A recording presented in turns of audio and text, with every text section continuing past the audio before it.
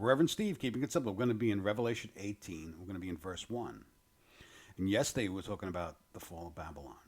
Now I'm going to reference and go to Revelation 18, which another angel, which is the same angel as Revelation 14, the proclamation of the fall of Babylon, it's the same angel proclaiming here, but in more depth, telling us basically, if you read Revelation 18, you cannot doubt who the harlot is, who Babylon is, the modern day Babylon. If you look through the, and I've done this study already, and I hope you've watched it. And if you haven't, you can look back into some of my videos about the harlot, about Babylon of Revelation 18, and you can get the idea who I think it is. And I've said it in the previous video, who it is. And there's parts of this scripture that clearly tell us who it is.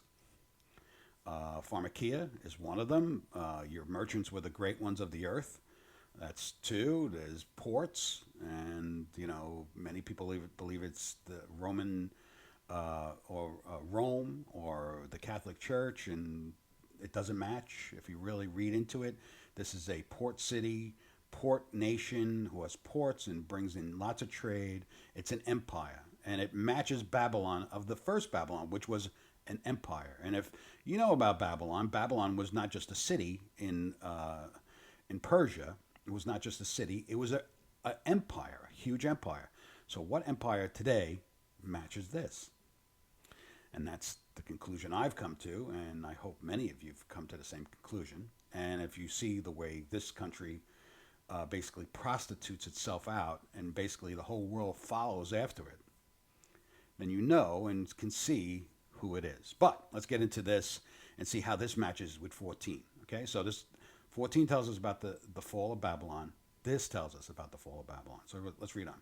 So we're going to be Revelation 18, verse 1. After these things, I saw another angel coming down from heaven, just like in Revelation 14, having a great authority, and on the earth was illuminated with his glory.